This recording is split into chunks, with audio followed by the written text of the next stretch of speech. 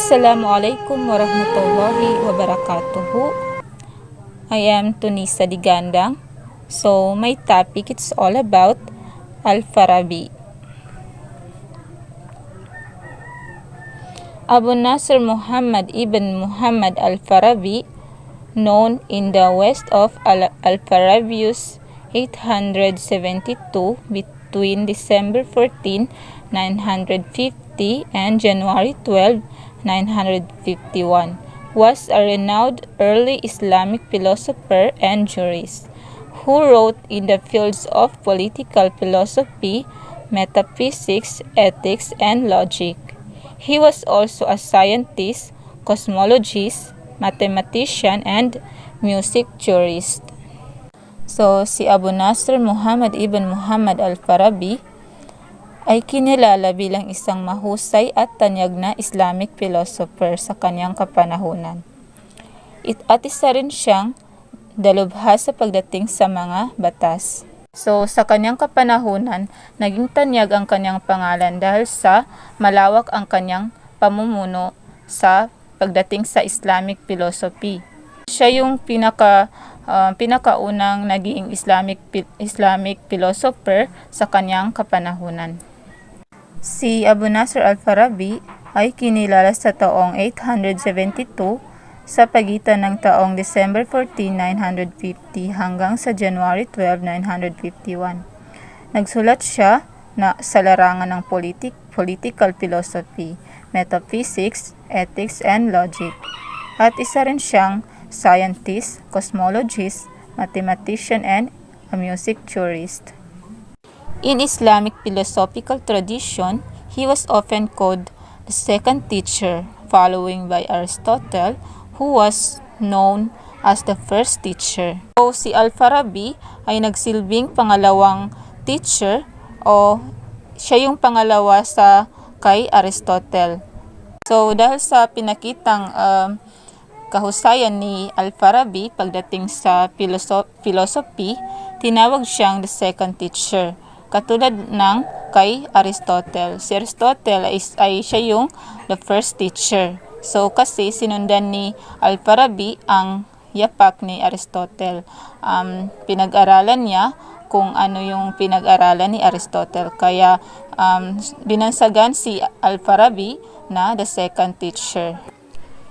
He is credited with preserving the original Greek text during the Middle Ages because of his commentaries and treatises, and influencing many prominent philosophers such as Avicenna and Maimonides.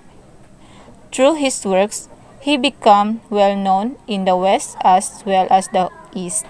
So, dahil sa husay ni Al-Farabi pagdating sa philosophy, siya na yung nagpalawak or namamalakad sa mga original Greek text sa kanyang kapanahunan noong panahon ng Middle Age.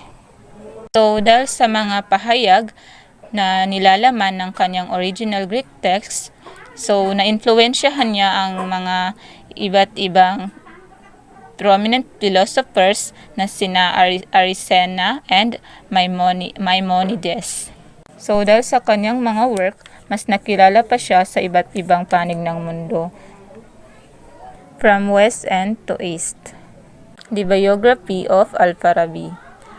He existing variations in the basic accounts of Al-Farabi's origins and pedigree indicate that they were not recorded during his lifetime or soon thereafter by anyone with concrete information, but were based on hearsay or guesses, as is the case with the other contemporaries of Al-Farabi.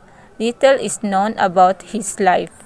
So, mayroon mga iba't ibang pananaw patungkol sa buhay ni Abu Nasr Al-Farabi, sa kanyang pinagmulan at sa kanyang mga ninuno, kung sino nga ba ang kanyang mga ninuno, kung saan siya nagmula. Noong kanyang kapanahunan, walang nakarecord tungkol sa kanyang buhay, kaya wala din kasiguraduhan ang mga kwento patungkol sa kanyang pinagmulan. Si Al-Farabi ay wala siyang concrete information sa kanyang pagkatao or sa kanyang buhay noong kanyang kapanahunan. So ang tanging nagbe-base lang sila sa mga sabi-sabi ng ibang mga philosopher or sa kanilang sa hula nila pagdating sa kay Al-Farabi. Meron din kakaunting informasyon pagdating sa kanyang pinagmulan. Ito ay sa kanyang pansariling talambuhay. Tinahak niya ang larangan ng history of logic and philosophy noong kanyang kapanahunan. Early sources include an autobiographical passage where Al-Farabi traces the history of logic and philosophy up to his time, and brief mentions by Al-Masudi in Ibn al-Nadim and Ibn Hawqal. Said Andalusi wrote a biography of Al-Farabi. An Arabic biographers of the 12th and 13th centuries thus had few facts to hand and used invented stories about his life. Tinahak ni Al-Farabi ang larangan ng history of logic and philosophy noong kanyang kapanahunan. At mayroon din maiiksing mga salita ang binanggit ni Al-Masudi, Ibn al-Nadim, and Ibn Hawqal. Sinabi niyang si Andalusi ay nagsulat ng talambuhay ni Al-Farabi. Si Andalusi ay isang Arabic biographer sa panahong 12th to 13th centuries. Meron din siyang naitalang kaunting katotohanan at gumamit din siya ng mga pawang mga imbento patungkol sa buhay ni Al-Farabi. From incidental accounts, it is known that he spent significant time, most of his life, in Baghdad with Christian scholars including cleric Yohanna ibn Haylan, Yahya ibn Adi, and Abu Ishaq Ibrahim al-Baghdadi. So dahil sa iba't ibang pinagmulan ng informasyon patungkol sa buhay ni Al-Farabi, nalaman doon na si Al-Farabi ay iginugol niya ang kanyang buhay pagdating sa mga makabuluhang bagay sa lugar ng Baghdad.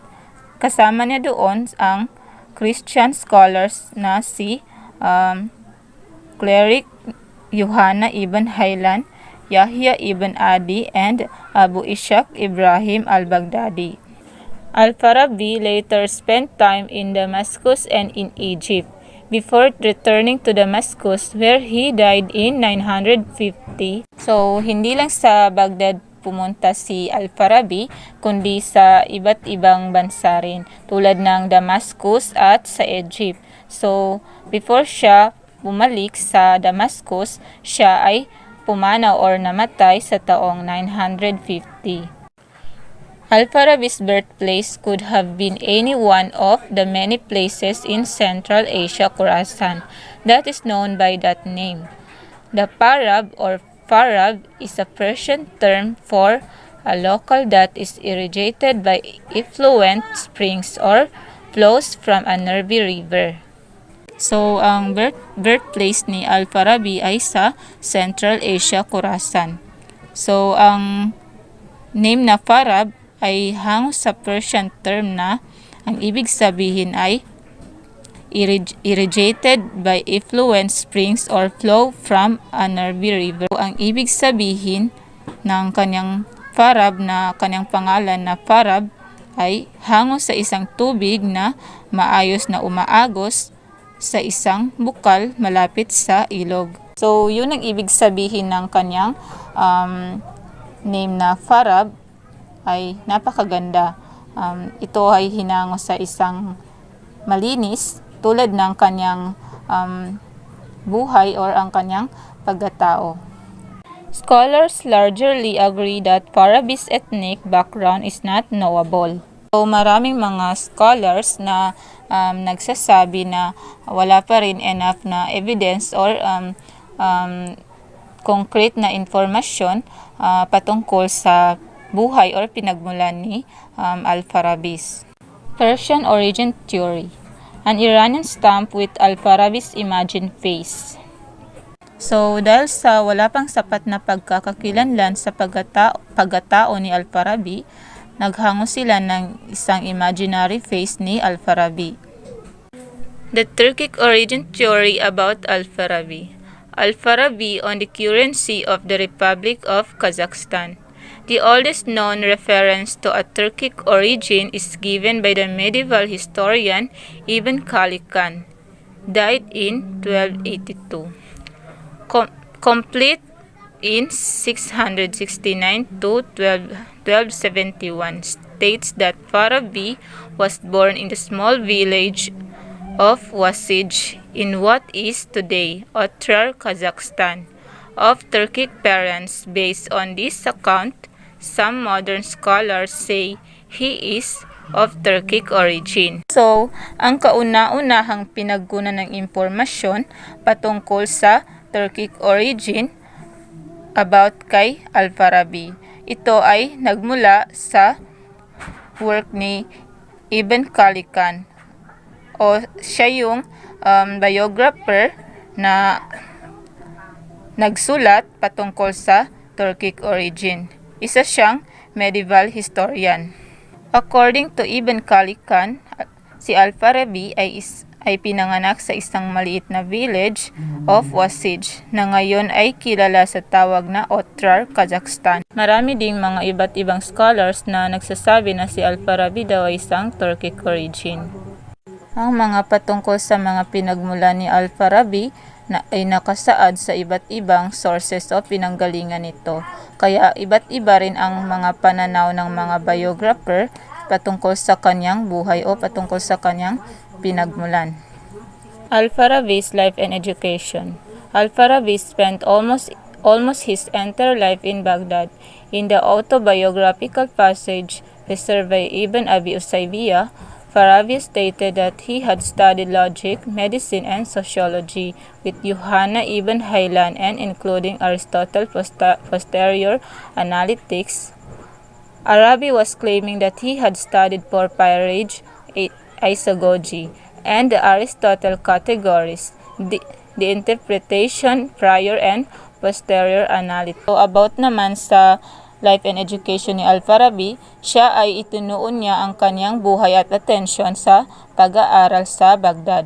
Ayon naman sa salaysay ni Ibn Abi Usaybi, nakasaad dito na si Al-Farabi ay nag-aral ng logic, medicine, and sociology. Kasama ng nag-aral si Yuhanna bin Haylan, including Aristotle's posterior analytics. Al-Farabi's religious beliefs. Al-Farabi's religious affiliation within Islam is disputed.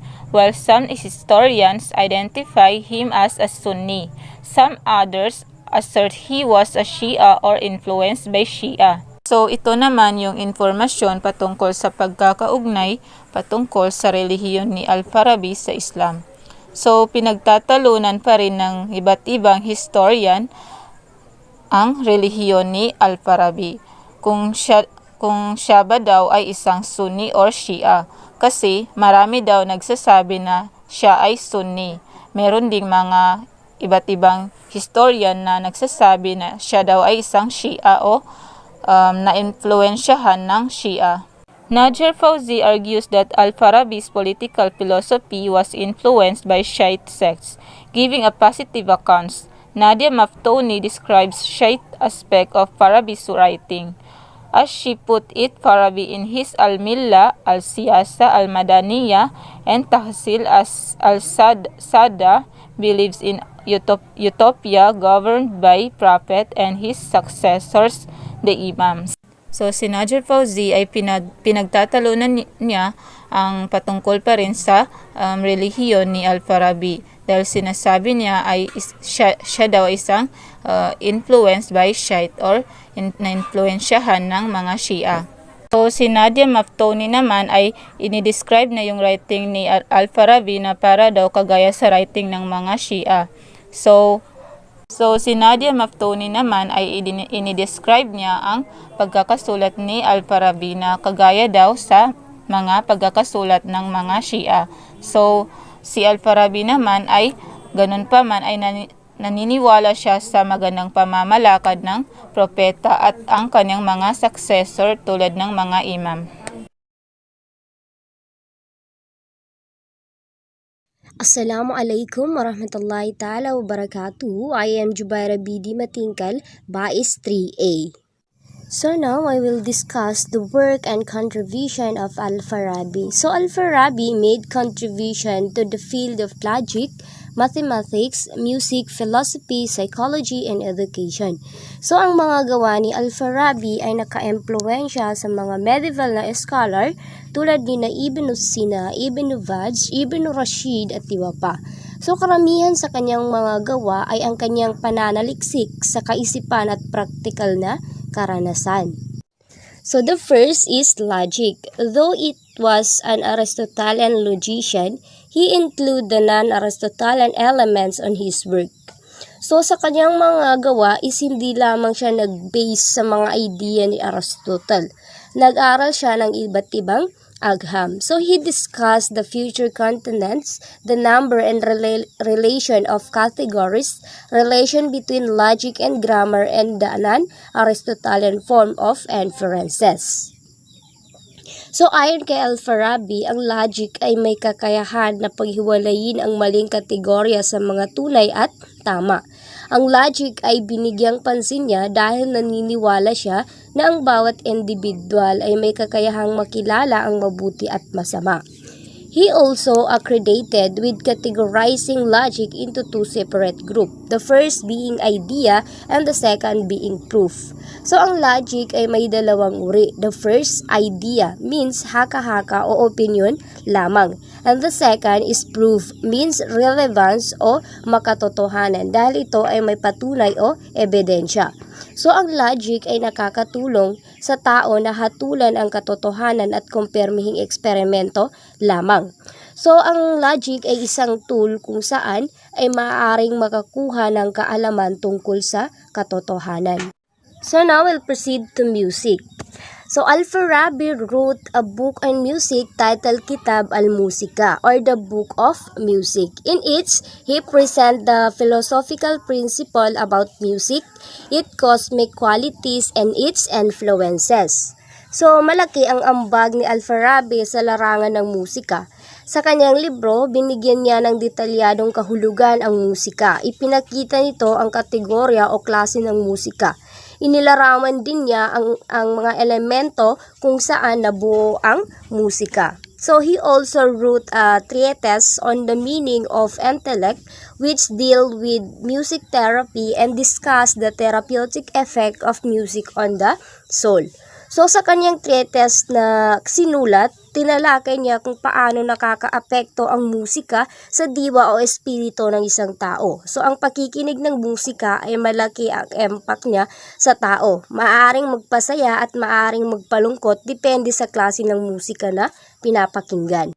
Philosophy. So as a philosopher, Al-Farabi was a founder of his own school of early Islamic philosophy known as Farabism or Al-Farabism, though it was rather overshadowed by Avenisms. So, si Al-Farabi is nagtatag ng kanyang sariling paaralan na tinawag niyang Farabism or Al-Farabism. So ang paaralang ito is kaugnay sa filosofiya ng Plato at Aristotle.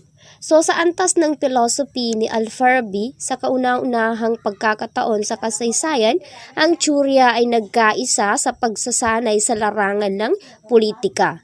So sa kagustuhan niyang maunawaan ng maraming bagay, natuklasan ni Al-Farabi na ang kaalaman ng tao ay may limitasyon. Al-Farabi considered second only to Aristotle in knowledge. So nagkaroon ng malaking impluwensya sa agham at filosofiya sa loob ng maraming siglo si Al-Farabi at kinilala siya bilang pangalawang guro o after Aristotle. So si Al-Farabi ay pumapangalawa sa antas ng karunungan. So ang kanyang gawa ay ang pagbubuo ng filosofiya at sofismo na nagbigay daan sa gawain ni Ibn Sina or Avicenna. Al-Farabi wrote a commentary on Aristotle's work, and one of his notable work is Al-Madina Al-Fadila, kung saan naisip niya ang isang ideal na estado tulad ng The Republic of Plato. So nagdalo si Al-Farabi na ang relihiyon ay nagbibigay ng katotohanan sa pamamagitan ng simbolo at paniniwala. At tulad ni Plato, nakita itong tungkulin ng pilosopo na magbigay ng patnubay sa estado. Al-Farabi incorporated the Platonic view, drawing a parallel from within the Islamic context, in that he regarded the ideal state to be ruled by the prophet Iman instead of the philosopher king. So nagtalo si Al-Farabi na ang perpektong estado ay ang lungsod-estado ng Medina na pamamahalaan ito ng propetang Muhammad bilang pinuno ng estadong ito. Dahil siya ay direktang nakikipag-isa sa Allah na ang batas ay nahayag sa kanya. So sa kawalan ng propeta Iman, isinaalang-alang ni Al-Farabi ang demokrasya bilang pinakamalapit sa perpektong estado, tungkol sa kaayusang republikano ng Sunni Rashidun Caliphate bilang isang halimbawa sa loob ng maagang kasaysayan ng Muslim. So gayon pa man, nanatili rin siyang nagmula sa demokrasya na lumalabas ang mga disakdal na estado na binanggit kung paano ang kaayusang republikano ng maagang Islamic Caliphate ng mga Rashidun Caliph. So ang Rashidun Caliph ay pinalitan ng isang uri ng gobyerno na kahawig ng isang monarkiya sa ilalim ng mga dinastiyang Umayyad at Abbasid. So sa field ng physics, Al-Farabi wrote a treatise on vacuum where he taught about the nature of existence of void. So sa treatise na sinulat niya is naisip niya ang tungkol sa likas na pagkakaroon ng walang bisa. So, maaari niyang isagawa ang eksperimento tungkol sa pagkakaroon ng vacuum. So, ang ginawa niya is gumawa siya ng experiment kung saan sinuri niya ang handheld flower water. So, ang resulta o conclusion sa kanyang ginawa ay ang lakas ng tunog ng hangin ay maaaring mapalawak upang punan ang magagamit na puwang, at inimungkahin niya na ang konsepto ng perfectong vacuum ay hindi magkakatugma. So sa field ng psychology, Al-Farabi wrote Social Psychology and Principle of the Opinions of the Citizens of the Virtuous City, na kung saan ang kanyang sinulat ay may kinalaman sa social psychology. So sinabi niya na ang isang nakahiwalay na individual ay hindi makakamit ang lahat ng mga perfecto sa pamamagitan ng kanyang sarili nang walang tulong ng iba pang mga individual. At ito ang likas na ugali ng bawat tao na sumali sa ibang tao o ibang mga tao sa pagtatrabaho na dapat niyang gampanan. So, ibig sabihin, ang isang individual na walang kasama ay hindi makakamit ang kanyang tagumpay kung hindi matutulungan ng ibang tao. On his treatise on the cause of a dream, which appeared as chapter 24 of his Principle of the Opinions of the Citizens of the Ideal City, kinilala niya ang pagkakaiba sa interpretasyon ng pangarap at ang kalikasan at mga sanhi ng mga pangarap.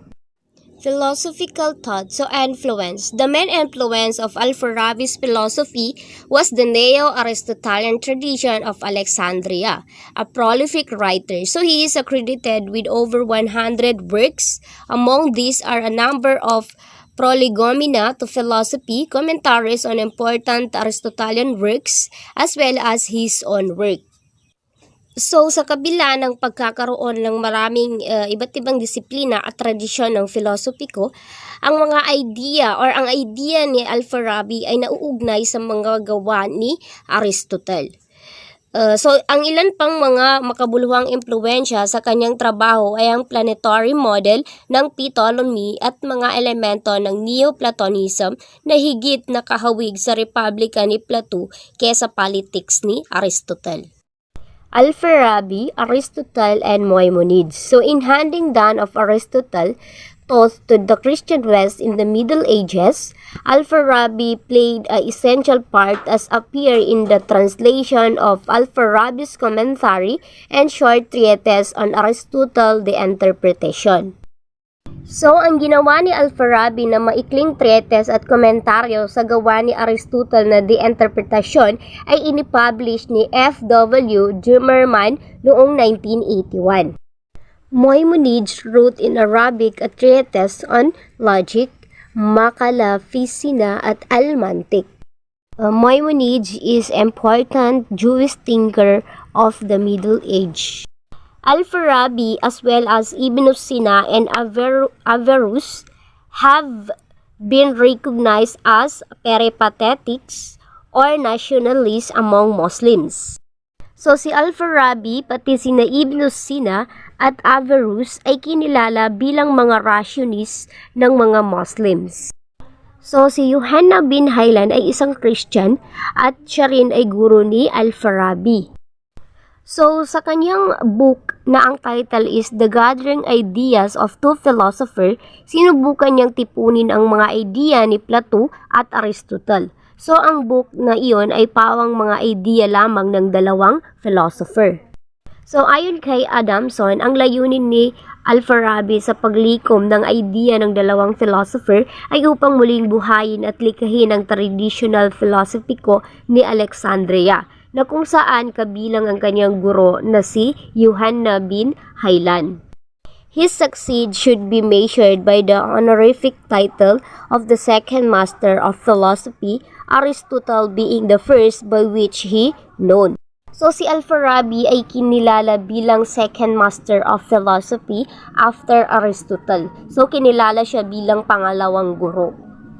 So sinabi din ni Adamson na hindi siya nagbigay ng anumang sanggunian o reference sa mga idea ng alinman sa Al-Kindi o kanyang kapanahunan. So Abubakar al-Raji, which clearly indicates that he did not consider their approach to philosophy as a correct or vile one. So ayon kay Abubakar al-Raji, pinahiwatig niya na ang kanilang philosophical approach ay hindi niya ikinonsider na tama or viable one. So that's all my report. Again, Assalamualaikum warahmatullahi ta'ala wabarakatuh. Thanks for listening. Bismillahirrahmanirrahim. Assalamualaikum warahmatullahi ta'ala wabarakatuhu. And mapita sa Lugano. Now, I just want to discuss about the one of the greatest Islamic philosopher, Abu al-Hasan al-Amiri. Abu al-Hasan Muhammad ibn Yusuf al-Amiri, dead 1992, was a Muslim theologian and philosopher of Arabian origin who attempted to reconcile philosophy with religion and Sufism with conventional Islam. While al-Amiri believed the revealed truths of Islam were superior to the logical conclusions of philosophy, he argued that the two did not contradict each other. So, Al-Amiri consistently sought to find areas of agreement and synthesis between disparate Islamic sects. However, he believed Islam to be morally superior to other religions, notably Zoroastrianism and Manichaeism. So, si Abu al-Hasan Muhammad ibn Yusuf al-Amiri, yan yung buong pangalan niya, yung complete name niya. Namatay siya noong taong 992. Siya ay isang teolohiyang Muslim at pilosopo na nagmula sa Arabian na nagtangkang makipag-ugnayan sa filosofiya sa relihiyon at Sufism sa conventional na Islam. So, habang naniniwala si Al-Amiri na ang mga isinisiwalat na katotohanan ng Islam ay higit kaysa logical na conclusion ng filosofiya. Sinabi niya na ang dalawa ay hindi nagkasalungatan. So, patuloy na hinahangad ng Al-Amiri na makahanap ng mga lugar ng kasunduan at pagbubuo sa pagitan ng magkaibang mga sekta ng Islam. So yun, gayon pa man, naniwala siyang ang Islam ay higit na moral kaysa ibang mga relihiyon. So ito ay kapansin-pansin ang Zoroastrianism at Mechanism. Yun. Al-Amiri was the most prominent Muslim philosopher following tradition of Kindi in Islamic philosophy. He was contemporary of Ibn Mishkawa and his friend and lived in half century between Al-Farabi and Ibn Sina. He was a polymath who wrote on logic, physics, psychology, metaphysics, ethics, biology, and medicine, different religions, Sufism, and interpretation of the Quran as well as of dreams. Si Al-Amiri ay ang pinakatanyag na pilosopong Muslim na sumunod sa tradisyon ng Kindi sa Islamic philosophy. Kapanahon siya ni Ibn Mishkawa at ng kanyang kaibigan at nabuhay sa kalahating siglo sa pagitan ng Al-Farabi at Ibn Sina. So siya ay isang polymath na sumusulat sa logical, physical, psikolohiya, metapesiko, yung metaphysics, yung mga ethics, biology at gamot at iba pang relihiyon na kung saan is yung Sufism at interpretasyon ng Quran, pati na rin ng mga pangarap. So dumako naman tayo sa life and education. Abdul Hassan Muhammad ibn Yusuf al-Amiri was born in Nishapur, Khorasan, in modern-day Iran. He began his career studying under Abu Zaid al-Balkhi in Khorasan, before moving to Ray and ultimately Baghdad. It was in Baghdad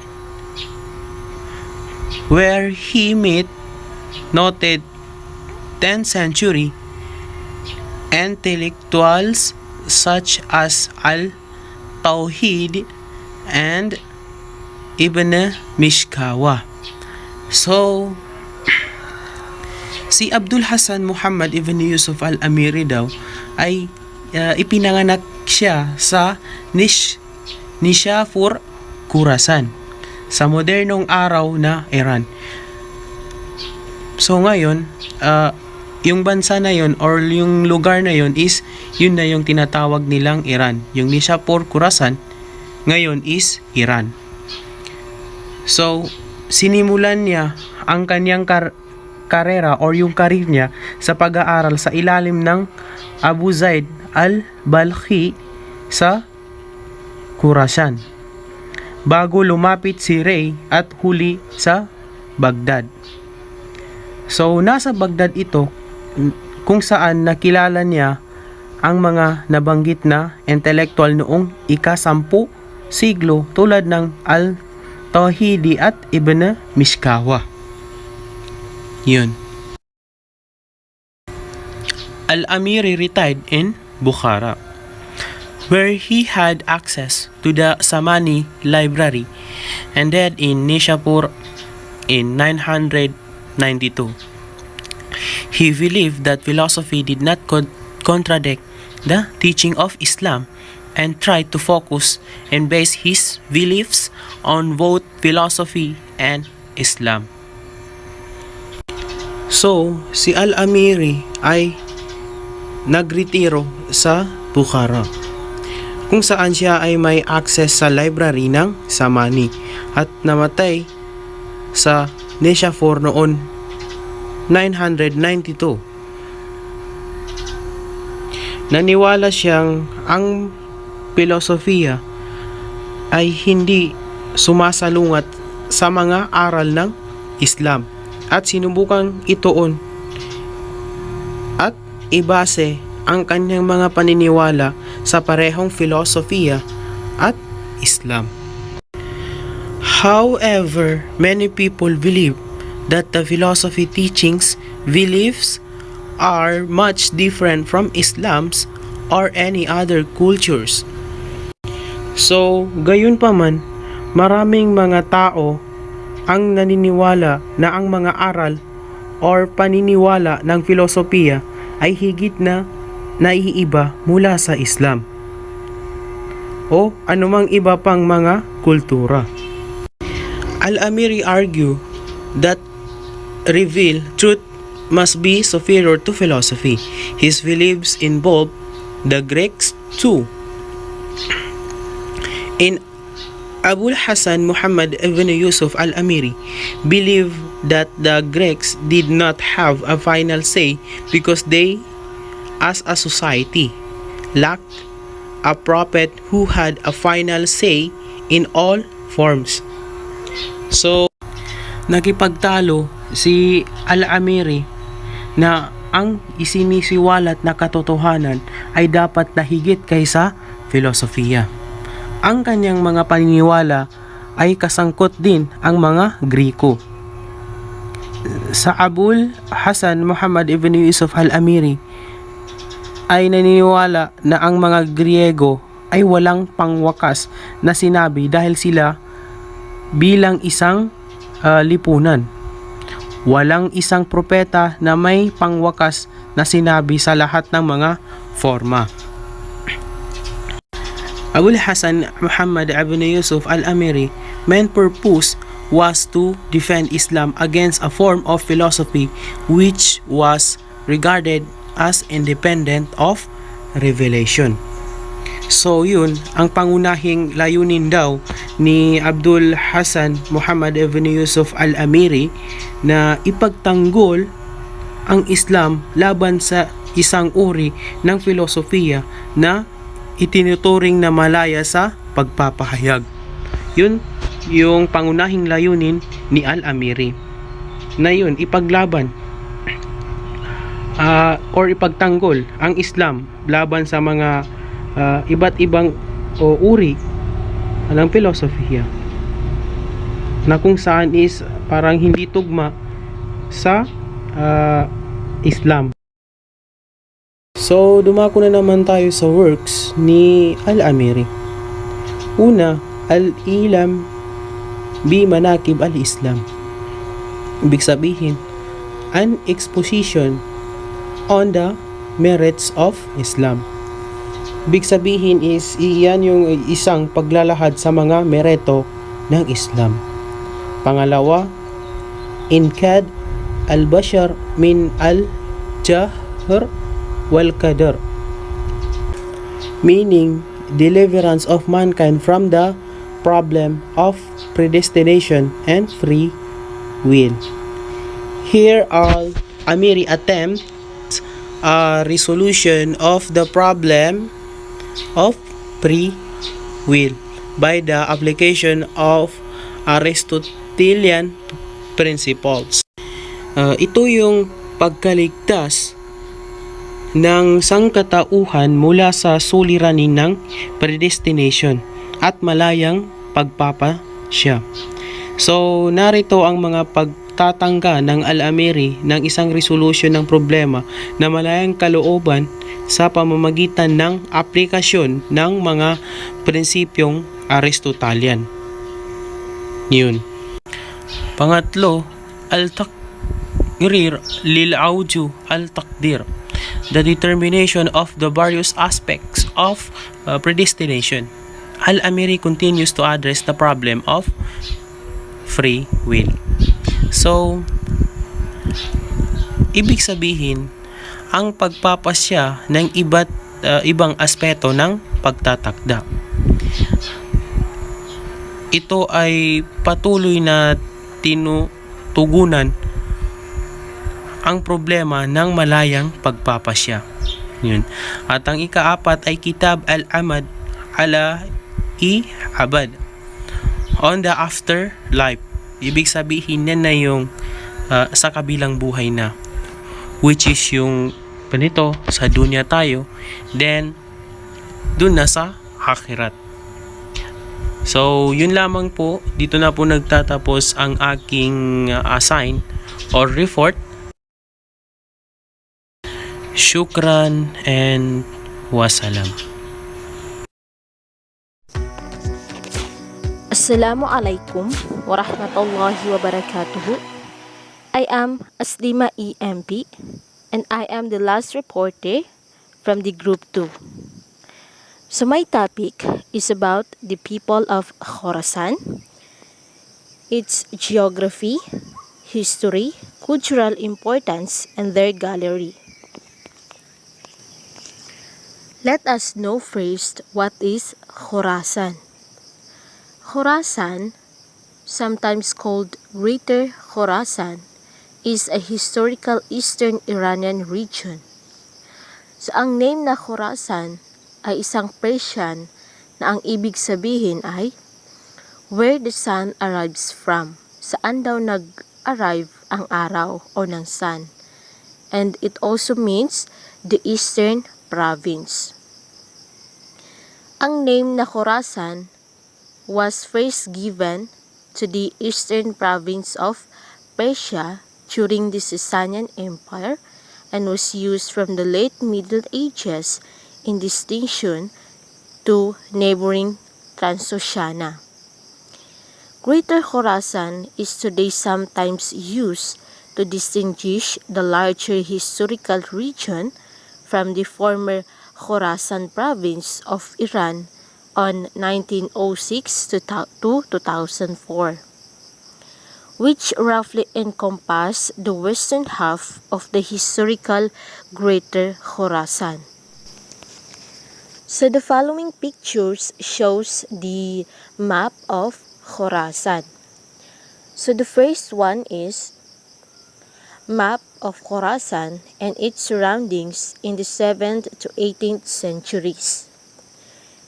The next map is an 1886 map of the 10th century near Fast showing Khorasan east of the province of Jibal.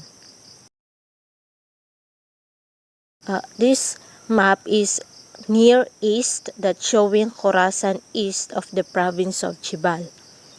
So the next picture is the names of territories during the Caliphate in 750. Khorasan comprised the present territories of northeastern Iran, parts of Afghanistan, and southern parts of Central Asia. The province was often subdivided into 4 quarters, such that number 1, Nishapur, or present-day Iran, Marv, present-day Turkmenistan, Herat and Balkh, present-day Afghanistan, were the centers respectively of the watermost or westernmost, northernmost, central, and easternmost quarters. In a strict sense of the term, Khorasan stretched as far as the Amu Darya or Oxus River. However, the name has often been used in a loose sense to include a wider region that included most of Transoxiana, encompassing Bukhara and Samarkand in present-day Uzbekistan, extended westward to the Caspian coast and to the Dasht-i-Kavir Great Salt Desert, southward to Sistan, and eastward to the Pamir Mountains. So next is the geography of Khorasan. So this picture shows a map of Persia by Emanuel Bowen, showing the names of territories during the Persian Safavid dynasty and Mughal Empire of India on 1500s and 1747, So itong picture na to ay isang map ng Persia na kung saan pinapakita nito ang names ng territories during the Persian Safavid dynasty and Mughal Empire of India. First established in the 6th century as one of 4 administrative and military divisions by the Sasanian Empire. The scope of the region has varied considerably during its nearly 1,500-year history. Initially, the Khorasan divisions of the Sasanian Empire covered the northeastern military gains of the empire. At its height, including the cities such as Nishapur, Herat, Merv, Faryab, Talokan, Balkh, Bukhara, Badghis, Abiward, Gurjistan, Tus, and Sarax. So, with the rise of the Umayyad Caliphate, the designation was inherited and likewise stretched as far as their military gains in the east, starting off with the military installations at Nishapur and Merv, slowly expanding eastwards into Tokaristan and Sogdia. So under the caliphs, Khorasan was the name of one of the 3 political zones under their dominion. The other 2 being Iraqi Arab or Arabic Iraq and Iraqi Ajam or non-Arabic Iraq or Persian Iraq. So under the Umayyad and Abbasid caliphates, Khorasan was divided into 4 major sections or quarters or rob, each section based on a single major city: Nishapur, Merv, Herat, and Balkh. Next is the history of Khorasan. So, ano nga ba yung mga naganap sa Khorasan? So, this picture is an early turquoise mine in the Madan village of Khorasan during the early 20th century.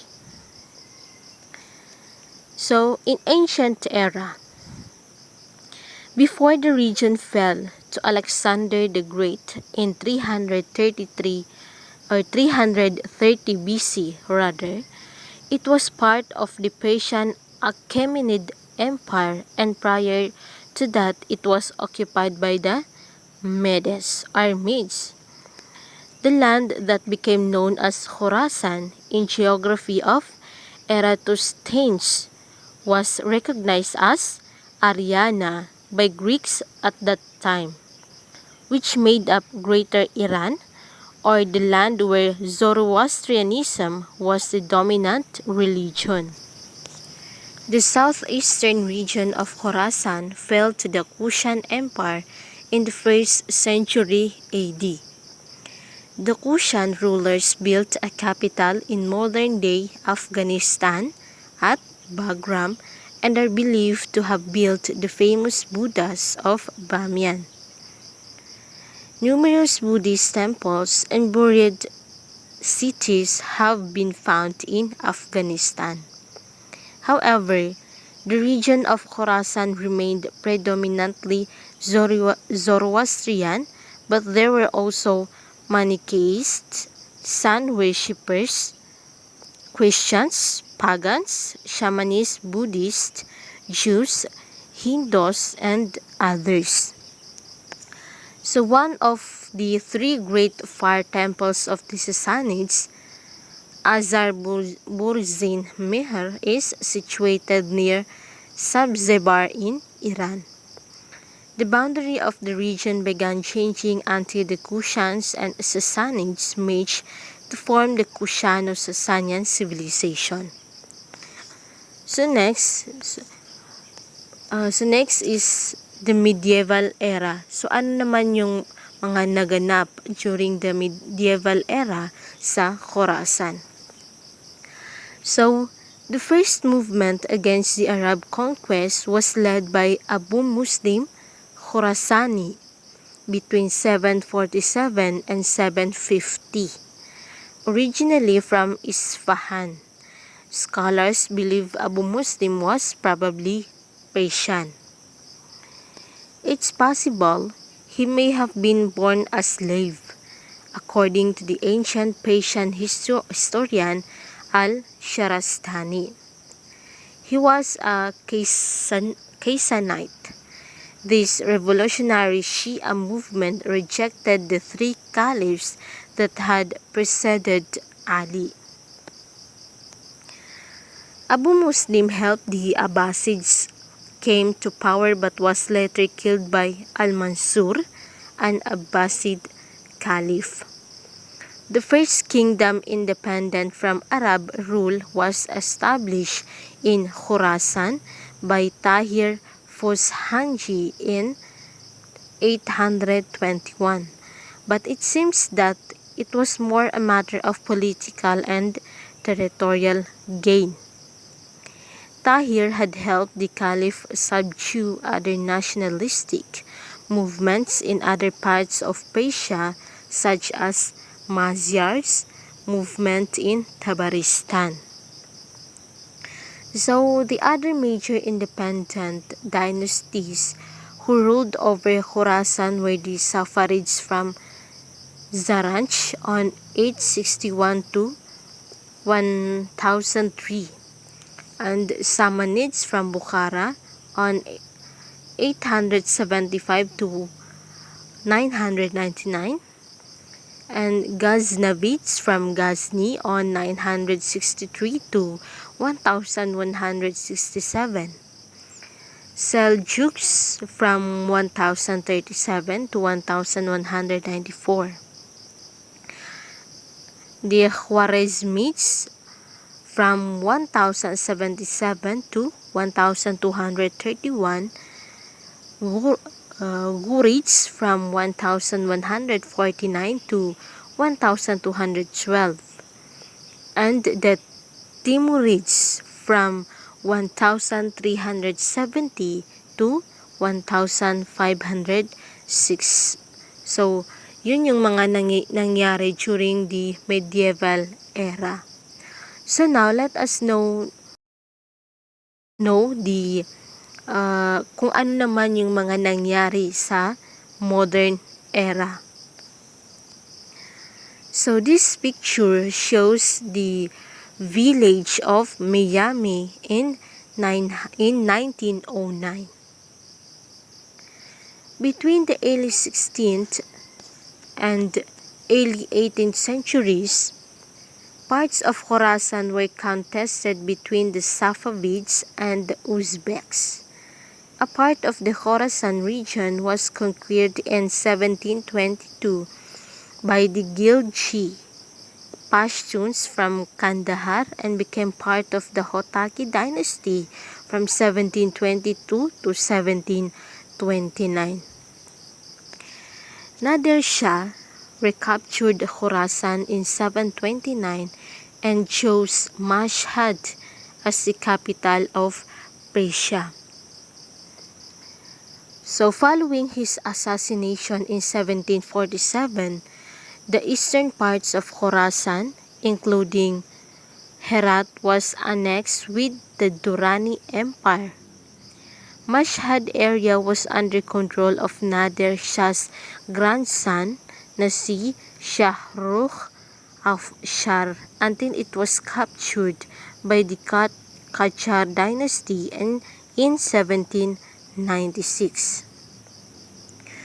So in 1856, the Iranians under the Qajar dynasty briefly recaptured Herat by the Treaty of Paris of 1857, signed between Iran and the British Empire to end the Anglo-Persian War. The Iranian troops withdrew from Herat. Later in 1881, Iran relinquished its claims to a part of the northern areas of Khorasan to the Russian Empire, principally comprising Merv, by the Treaty of Akhal, or also known as the Treaty of Akhal-Khorasan. So that was the history of the Khorasan from the ancient era, medieval era, and to the modern era. So next, papag-aralan naman natin kung ano ang meron sa cultural importance or ng culture ng mga tao sa Khorasan. So, this picture is a Timurid conqueror. Babur exiles his treacherous relative Muhammad Husayn Mirza to Khorasan. So Khorasan has had a great cultural importance among other regions in Greater Iran. The literary New Persian language developed in Khorasan and Transoxiana and gradually supplanted the Parthian language. The New Persian literature arose and flourished in Khorasan and Transoxiana, where the early Iranian by dynasties such as Tahirids, Samanids, Safarids, and Ghaznavids, a Turco-Persian dynasty, were based. The early Persian poets such as Radaki, Shahid Balkhi, Abu al-Abbas Marwazi, Abu Hafs Sughdi, and others were from Khorasan. Moreover, Ferdowsi and Rumi were also from Khorasan. Until the devastating Mongol invasion of the 13th century, Khorasan remained the cultural capital of Persia. It has produced scientists such as Avicenna, Al-Farabi, Al-Biruni, Omar Khayyam, Al-Khwarizmi, Abu Ma'shar al-Balkhi, or known as Abu al-Bumasar or al-Bushar in the West,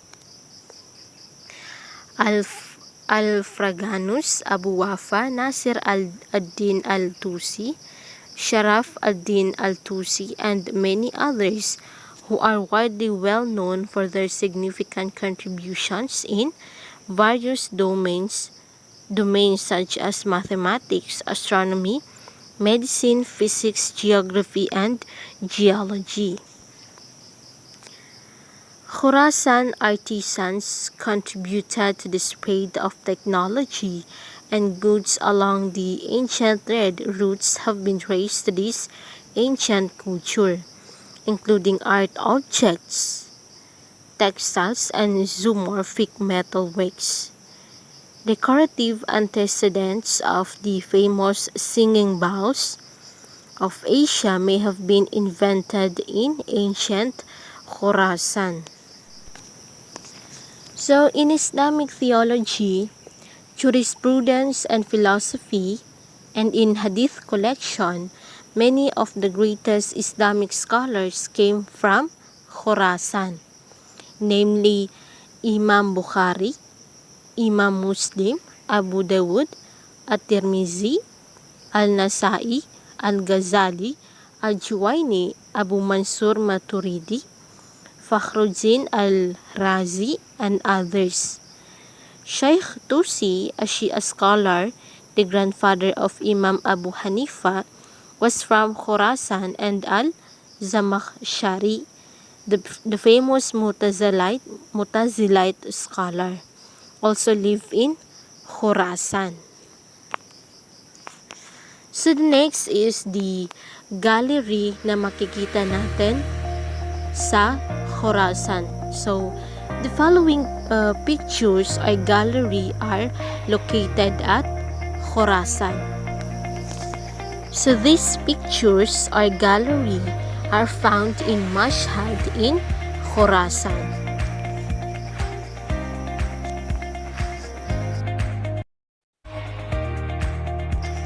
The next gallery is found in Nishapur in Khorasan. And the next galleries are found in Kashmir. Next galleries are found in Herat. Next picture is located at Balkh. And the next picture is located at Mazar-i-Sharif. And this next picture is located at Kandahar. And the next one is located from Bukhara. Next is located from Merv. The next one is located from Samarkand. And the next gallery is located from Mojnord. And this one is located from Firdaus. This picture also found in Sabzevar, Khorasan. This also found or located at Sabzevar. And the next picture is located from Bardaskan in Khorasan. And last but not the least is a gallery that is located from Birjand. So that was the galleries na makikita natin sa iba't ibang lugar ng Khorasan.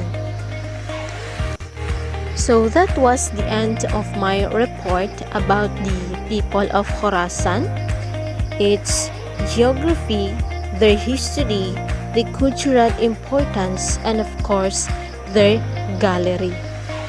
So hoping na may nalaman kayo o natutunan sa ating talakayan. So that was all. Again, Assalamualaikum warahmatullahi wabarakatuh, and have a good day.